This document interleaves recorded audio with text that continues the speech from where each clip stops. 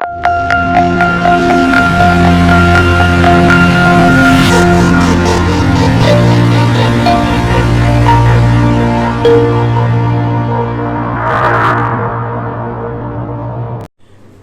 दोस्तों, DSL web technology में आपका एक बार फिर से स्वागत है। दोस्तों, आज की वीडियो जो है स्टेट बैंक के जो भी सीएसपी होल्डर्स हैं उनके लिए बहुत महत्वपूर्ण है और खाता धारकों के लिए भी काफ़ी महत्वपूर्ण है। दोस्तों, आज के वीडियो में हम डिस्कस करने वाले हैं जो कि कियोस्क के छोटे बीएसबीडी अकाउंट खुलते हैं, कियोस्क के जो खाते खुलते हैं उन्हें मेन ब्रांच में कैसे माइग्रेट कराना है, इसके ऊपर है आज का डिस्कशन। तो दोस्तों, वीडियो को स्टार्ट करने के पहले मैं आप लोगों से रिक्वेस्ट करना चाहता हूं कि अगर आप लोगों ने हमारा चैनल अभी तक नहीं सब्सक्राइब किया हुआ है तो कृपया सब्सक्राइब बटन को प्रेस करके हमारे चैनल को सब्सक्राइब कर लीजिए, साथ ही बेल आइकॉन प्रेस कर लीजिए जिससे कि आपको आने वाले वीडियोस के इंस्टेंट नोटिफिकेशन मिल सके।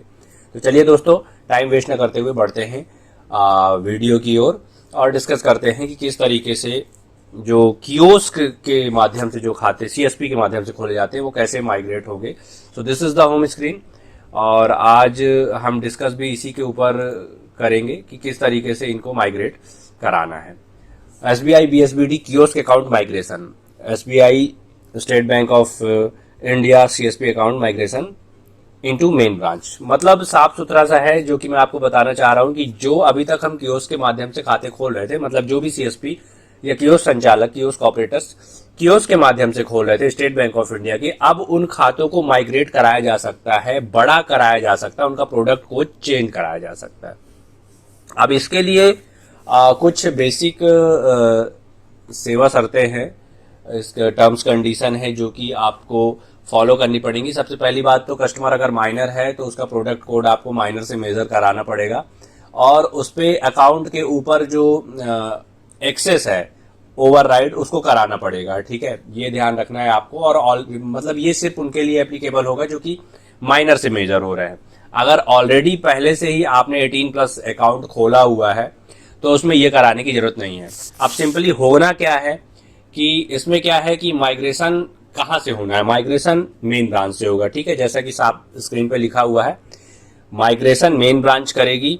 आपको कुछ नहीं करना है, ग्राहक को भेजना है मुख्य शाखा में, मेन ब्रांच में, जो भी आपकी लिंक ब्रांच होगी। ग्राहक का वहां पे अपनी पासबुक या आईडी कार्ड जो भी आपने इशू किया हुआ है ग्राहक को, वो लेकर वो जाएगा, अपना आधार कार्ड, पैन कार्ड लेकर जाएगा। अगर उसके पास पैन कार्ड नहीं भी है तो ये ऑप्शनल रहेगा, उसकी जगह में आप फॉर्म 60 प्रोड्यूस कर सकते हैं, फॉर्म 60 भर के दे सकते हैं, लेकिन पैन कार्ड या फॉर्म 60 कोई एक चीज वहां पर लगेगी। आपको एक आईडी वहां पे प्रोड्यूस करनी कंपलसरी होगी, जैसे कि आपका आधार कार्ड हो गया, आपका वोटर आईडी हो गया, पासपोर्ट, ड्राइविंग लाइसेंस एटसेट्रा। ये सारी चीजें मैंडेटरी होंगी। ग्राहक मेन ब्रांच में जाएगा और मेन ब्रांच में जाकर वहां से इन दस्तावेजों के माध्यम से अपने छोटे खाते को बड़े खाते में कन्वर्ट करा सकता है। मतलब वो अभी तक जो बीएसबीडी अकाउंट चला रहा था, आपका जो कियोस्क वाला खाता चला रहा था, that is called BSBD account, उसे बीएसबीडी खाता बोलते हैं, उन खातों को अब सामान्य बचत खाते में कन्वर्ट कराया जा सकता है। अब होना किस तरीके से है ये भी मैं आपको बता देता हूं कि वहां पर आपको ग्राहक को भेजना है। ग्राहक को भेजने के बाद वहां पे क्या होगा कि वहां पे एक फॉर्म मिलेगा आपको। ठीक है, फॉर्म मिल जाएगा और उस फॉर्म को पूरा फिल करना है और ब्रांच में आपको जमा करना पड़ेगा। अब इसके बेनिफिट्स क्या है, बेनिफिट्स मैं आपको बता देता हूं कि पासबुक, ग्राहकों को अभी तक आपको पता होगा कि जो छोटे खाते होते थे, बीएसबीडी अकाउंट है, उसमें पासबुक नहीं दी जाती थी, एक आईडी कार्ड आप देते थे या फिर आप लोकल पासबुक अपने से छाप के बना के देते थे या हैंड रिटन पासबुक देते थे। बहुत ही स्पेशल केसेस में कस्टमर को मेन ब्रांच से पासबुक मिलती थी, पर अब ऐसा नहीं है। ग्राहक अगर अपनी स्वेच्छा से ग्राहक खाता बड़ा कराना चाहता है तो मेन ब्रांच उसको मना नहीं कर सकती है, क्योंकि इसका ऑफिशियल सर्कुलर आ चुका है। तो ग्राहक जब अपनी सारी कागजी कार्यवाही कर लेगा तो उसको अपने अकाउंट में अगर पैसे हैं तो ठीक है, कोई दिक्कत नहीं है, पासबुक उसे आसानी से मिल जाएगी। अगर नहीं है तो उसे अपने अकाउंट में इनिशियल डिपॉजिट करना पड़ेगा और पैसे जमा करने के बाद ग्राहक को मुख्य शाखा के माध्यम से, ब्रांच के माध्यम से जो बार कोड वाली पासबुक होती है, प्रिंटेड पासबुक, वो इश्यू कर दी जाएगी। ठीक है, ग्राहक की जो खाते की लिमिट है, अभी अपने खाते की लिमिट जो थी, जो BSBD अकाउंट होता था उसकी लिमिट सिर्फ 5 लाख रुपए होती थी एट अ टाइम। उसमें you can maintain only 5 lakh rupees. ठीक है, तो 5 लाख रुपए ही आप मेंटेन कर सकते थे किसी भी टाइम में एट अ टाइम। और अब क्या है कि उसकी लिमिट सामान्य बचत खाते, जो कि ब्रांच में खाते खुलते हैं उसी तरह से सामान्य बचत खाते के बराबर उसकी लिमिट हो जाएगी। मतलब उसकी जो लिमिट है वो बढ़ा दी जाएगी अन्य ग्राहकों की तरह। इसके बाद transaction can be done from main branch. Main branch के माध्यम से अगर आपका कियोस्क बंद है किसी विशेष परिस्थिति में या कुछ समस्या की वजह से, तो उस पासबुक के माध्यम से ग्राहक पासबुक को मुख्य शाखा में ले जाकर ब्रांच से भी लेन देन कर सकता है। ब्रांच के माध्यम से भी लेन देन संभव होगा। तो ये एक बहुत बड़ी चीज है कि अभी तक क्या होता था कि कियोस्क बंद हो गया, परमानेंट बंद हो गया, या टेम्परेरी क्लोज है, या फिर नजदीक में कहीं पे कियोस्क नहीं है, तो मुख्य शाखाएं अभी तक उनका लेन देन नहीं करती थी या फिर उन्हें डाइवर्ट करती थी कियोस्क की तरफ कि आप कियोस्क में जाइए और कियोस्क से जाकर ही लेन देन करिए। पर अब मेन ब्रांच उन्हें डाइवर्ट नहीं कर सकती है, उन्हें मना नहीं कर सकती है कि हम आपका लेन देन नहीं करेंगे। उन्हें लेन देन करना पड़ेगा, क्योंकि ग्राहक के पास अब ब्रांच के द्वारा दी हुई पासबुक होगी और उसके माध्यम से वो डिपॉजिट भी कर पाएगा। डिपॉजिट के लिए हालांकि बहुत सारे ऑप्शन है, CDM मशीनें वगैरह भी लगी हुई है, लेकिन जो जैसे कि बड़ा ही लेन देन करना है, मोर देन 50,000 49,000, तो कियोस्क के पास कई बार कैश की कमी हो जाती थी, या फिर उसे ट्रांजैक्शन उतने राइट्स नहीं दिए हुए हैं, या फिर अगर इंस्टेंट अकाउंट खुला हुआ है तो इंस्टेंट अकाउंट में 30,000 रुपए से ज्यादा वो नहीं निकाल पा रहा है। तो इन केसेस में क्या होता था, आप ग्राहक को ब्रांच भेज सकते हैं या ग्राहक खुद ही ब्रांच जा सकता है और वहां से बड़े लेन देन कर सकता है। ठीक है, अब यहां पर क्या है कि लिमिट्स जो है वो किस तरीके से और बढ़ जाएंगी, मैं बता दे रहा हूं कि विड्रावल जो है, देखिए अब ग्राहक जो है CIF के माध्यम से कियोस्क से भी लेन देन कर पाएगा और मेन ब्रांच से भी कर पाएगा। तो CIF के माध्यम से ग्राहक जो है वो 30,000 रुपए का लेन देन मैक्सिमम विड्रावल कर सकता है। ठीक है, 30,000 रुपए निकाल सकता है कियोस्क के माध्यम से। इसके बाद 30,000 रुपए आधार कार्ड के माध्यम से भी निकाल सकता है, अगर आधार इनेबल्ड सर्विस, आधार पेमेंट सर्विस उसके खाते में चालू हो गई तो APS के माध्यम से भी 30,000 रुपए निकाल सकता है। तो 30 60,000 रुपए इन a day, 60,000 in a day, 60,000 रुपए एक दिन का हो गया। इसके बाद अगर उसके खाते में ATM जारी किया हुआ है, माइक्रो ATM के माध्यम से 10,000 रुपए का लेन देन किया जा सकता है। 10,000 रुपए वो अपने माइक्रो ATM के माध्यम से भी निकाल सकता है। कुछ ग्राहकों को ये लिमिट 20,000 रुपए भी है, 20,000 in a day from micro ATM, 20,000 रुपए पर डे भी निकाल सकते हैं। पर ये एक्चुअल में सभी खाता धारकों के खाते से 20,000 रुपए पर डे नहीं निकलता है, लेकिन मिनिमम जो लिमिट है आपकी that is 10,000 rupees in a day. एक दिन में आप 10,000 रुपए निकाल सकते हैं। तो 70,000 रुपए हो गया। इसके बाद अगर आप चाहे तो माइक्रो ATM से पैसे निकालने के बाद, माइक्रो ATM जनरली इंस्टॉल्ड होते हैं स्टेट बैंक की कियोस्क में। कियोस्क ऑपरेटर्स जो होते हैं वो उन्हें ऑपरेट करते हैं, कियोस्क पे जाके आप अपने ATMs के माध्यम से लेन देन कर सकते हैं। अब इसके बाद 10,000 रुपए आपने अगर माइक्रो ATM से निकाल लिए हैं तो 10,000 रुपए ATM मशीन से भी, जो बैंकों की ATM मशीन होती है उससे भी निकाल सकते हैं। तो ये हो गया 30 60 और 10 20, मतलब 80,000 इन अ डे, 80,000 रुपए एक दिन का हो गया। इसके बाद अब 20,000 रुपए आप योनो से भी निकाल सकते हैं। ठीक है, 20,000 रुपए आप योनो के माध्यम से भी निकाल सकते हैं। एक दिन की 20,000 रुपए की लिमिट है योनो के माध्यम से। आप ATM मशीन के माध्यम से जाके योनो अगर आप यूज कर रहे हैं SBI YONO, then you can withdraw 20,000 rupees per day from SBI YONO application. तो ये पर डे की लिमिट हो गई 1 लाख रुपए। और अगर आपने खाता माइग्रेट करा लिया है बड़े खाते में तो इसके बियॉन्ड भी आप ट्रांजेक्शन कर सकते हैं, इससे ज्यादा भी आप पैसा रोज निकाल सकते हैं।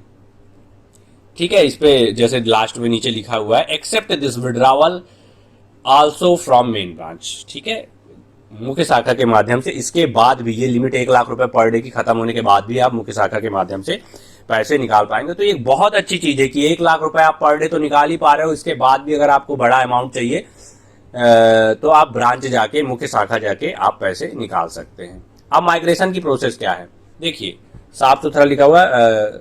यहाँ पर थोड़ा सा स्पेलिंग मिस्टेक है, दैट इज फुल KYC। ये फुल KYC है। Full KYC form must be filled by customer and will be submitted in main branch. ठीक है, तो आपको फुल केवाईसी जो है उसके लिए एक फॉर्म ब्रांच देगी। वो सिंपली अकाउंट ओपनिंग फॉर्म के जैसा ही होता है, यह अकाउंट ओपनिंग फॉर्म ही होता है। आपको उस पूरे 4-5 पन्ने का जो फॉर्म है उसको पूरा फिल करना है। आपके सिग्नेचर आपको अपडेट कराने पड़ेंगे, जहां जहां साइन है वहां पे आपको साइन करना है। उस पर आपका पुराने जो पासबुक है उसकी जेरोक्स लगेगी, या आप जो आईडी कार्ड यूज कर रहे हो उसकी जेरोक्स लगेगी। एंड देन आफ्टर आपको एक आइडेंटिटी, जो भी आपकी गवर्नमेंट इश्यूड आइडेंटिटी कार्ड होगा, ये आपकी वोटर आईडी हो सकती है, ड्राइविंग लाइसेंस हो सकती है, और आपकी पासपोर्ट आपका हो सकता है, आधार कार्ड हो सकता है, कुछ भी हो सकता है, ये आपको उस पर इनक्लोज करनी पड़ेगी। और इसके बाद फोटो और साइन, क्योंकि कियोस्क वाले खातों में बैंकों में सिग्नेचर फोटो नहीं दिखाई देती है, तो फोटो और साइन ये आपको अपडेट कराने पड़ेंगे अपने अकाउंट पे। इस तरीके से ये पूरा फॉर्म भरने के बाद आप मेन ब्रांच में देंगे। मेन ब्रांच में सबमिट करने के बाद आपका जो खाता है उसको छोटे खाते से बड़े खाते में कन्वर्ट कर दिया जाएगा, आपका फोटो, सिग्नेचर और बाकी केवाईसी डॉक्यूमेंट अपडेट करने के बाद। So this is the simple process. ये मुझे लगता है कि आपको वीडियो अच्छा लगा होगा। और अब ये इस पे एक थोड़ा सा विषय एक और आ रहा है कि इन खातों का commission state bank of India अभी सीएसपीज को देगी या नहीं देगी, इसका कमीशन, इनका मेंटेनेंस चार्जेस देगी कि नहीं देगी, क्योंकि लेन देन का तो मिलता रहेगा, पर मेंटेनेंस चार्ज के ऊपर कुछ डिस्कशन चल रहा है। तो इसकी अभी ऑफिशियल कोई जानकारी हमें प्राप्त नहीं हो पाई है। जैसे इसकी ऑफिशियल जानकारी हमें मिलती है तो हम अगले वीडियो में इसके ऊपर चर्चा जरूर करेंगे। तो तब तक के लिए दोस्तों मुझे लगता है कि ये वीडियो आपको क्लियरली समझ में आ गया होगा। नेक्स्ट वीडियो में अपन आगे जो भी इसके बारे में जो भी अपडेट आएगी उसके ऊपर चर्चा करेंगे। उम्मीद है दी गई जानकारी जो है वो आपको समझ में आ गई होगी और आप उससे संतुष्ट होंगे। और इसके अलावा भी मित्रों हमारी कुछ सेवाएं हैं जिसके बारे में हम यहाँ पर डिस्कस करने जा रहे हैं। The first one, digital signature. तो मित्रों, डिजिटल सिग्नेचर अगर आप बनवाना चाहते हैं तो आप हमसे कांटेक्ट करके डिजिटल सिग्नेचर भी बनवा सकते हैं। और उस डिजिटल सिग्नेचर में आप देख रहे होंगे कि डिजिटल सिग्नेचर का बहुत सारी जगहों पे यूज है। आय जाति निवास प्रमाण पत्र बनाने में, रेलवे की जो आप टिकट बुक करते हैं एजेंट आईडी के माध्यम से, उसमें भी डिजिटल सिग्नेचर यूज होता है। और आपके टेंडर में, टेंडर डालने में डिजिटल सिग्नेचर का पंजीयन आवश्यक होता है। पीडब्ल्यूडी के जो भी आप रजिस्ट्रेशन करते हैं तो उसमें डिजिटल सिग्नेचर का उपयोग होता ही होता है। तो अगर आप डिजिटल सिग्नेचर बनवाना चाहते हैं तो आप हमसे प्राप्त कर सकते हैं। साथ ही इसकी फ्रेंचाइजी भी हम उपलब्ध कराते हैं, जिसमें आप हर सिग्नेचर में 300 रुपए से लेके 1000-1500 रुपए तक का मार्जिन कमा सकते हैं। आपकी कन्वेंसिंग पावर के ऊपर डिपेंड करेगा कि आप कितना मार्जिन कस्टमर से ले सकते हैं। दूसरी चीज, ई टेंडर फिलिंग। हम बहुत सारे पोर्टल्स का ई टेंडर फाइल करते हैं। अगर आपको ई टेंडर फिलिंग में कोई दिक्कत आ रही हो तो आप हमारे माध्यम से भी अपना टेंडर फाइल करवा सकते हैं। ईपीएफ रजिस्ट्रेशन, अगर आपको ईपीएफ का पंजीयन प्राप्त करना है, ईपीएफ का रजिस्ट्रेशन चाहिए, जिनके पास भी लेबर होंगे उन सभी को लगता है, तो ईपीएफ का रजिस्ट्रेशन भी आप हमारे माध्यम से प्राप्त कर सकते हैं। जीएसटी का पंजीयन, जीएसटी रजिस्ट्रेशन आप कराना चाहते हैं तो आप हमसे अपना जीएसटी का पंजीयन भी प्राप्त कर सकते हैं, जीएसटी रजिस्ट्रेशन प्राप्त कर सकते हैं। उद्यम आधार रजिस्ट्रेशन, उद्यम आधार का भी रजिस्ट्रेशन अगर आप लेना चाहते हैं, करवाना चाहते हैं तो उद्यम आधार का रजिस्ट्रेशन भी आप हमारे माध्यम से करा सकते हैं। ईएसआईसी का रजिस्ट्रेशन, ईएसआईसी का रजिस्ट्रेशन भी आप हमारे माध्यम से प्राप्त कर सकते हैं। इसके अलावा माइक्रो एटीएम जिन रिटेलर्स के पास है तो बहुत अच्छी बात है, अगर नहीं है तो मैं यही कहूंगा कि माइक्रो एटीएम आप हमसे प्राप्त कर लीजिए। बहुत ही कम दामों पे हम आपको मार्केट से बहुत ही कम दामों पे उपलब्ध करा देंगे, जिससे कि आप ग्राहक का 100 रुपए से लेके 50,000, 1 लाख रुपए तक भी विड्रॉवल कर सकते हैं और ज्यादा से ज्यादा कमीशन कमा सकते हैं।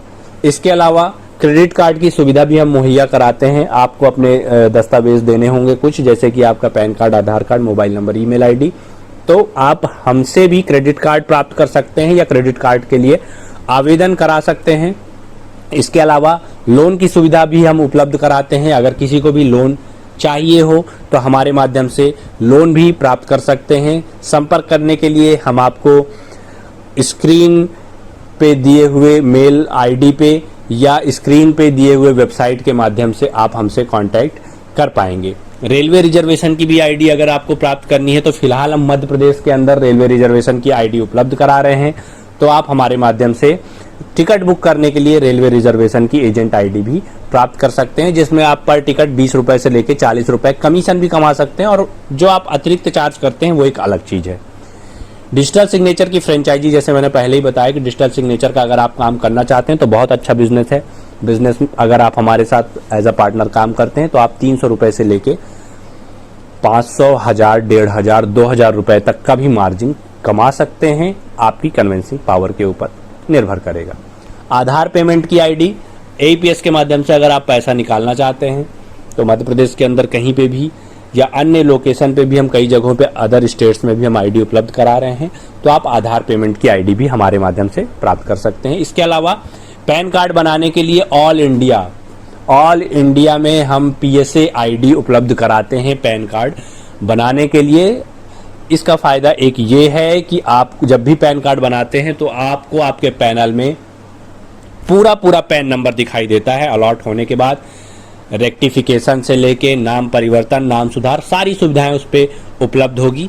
सेल्फ आपको एक पीएसए पैनल मिल जाता है, तो आप पैन कार्ड बनाने के लिए भी हमसे आईडी प्राप्त कर सकते हैं। उपरोक्त कोई भी सेवा, इनमें से कोई भी सेवा अगर आप हमसे या हमारे माध्यम से प्राप्त करना चाहते हैं तो आप स्क्रीन पे दिए हुए वेबसाइट या फिर ईमेल के माध्यम से हमसे संपर्क कर सकते हैं। उम्मीद है दोस्तों कि वीडियो आप लोगों को पसंद आया होगा। वीडियो में अंत तक बने रहने के लिए बहुत बहुत धन्यवाद। अगर वीडियो आप लोगों को पसंद आया है तो अपने मित्रों के साथ शेयर करना ना भूलें। वीडियो में अंत तक बने रहने के लिए बहुत बहुत धन्यवाद। मिलते हैं अगले वीडियो में, तब तक के लिए नमस्कार, जय हिंद, आपका दिन शुभ हो।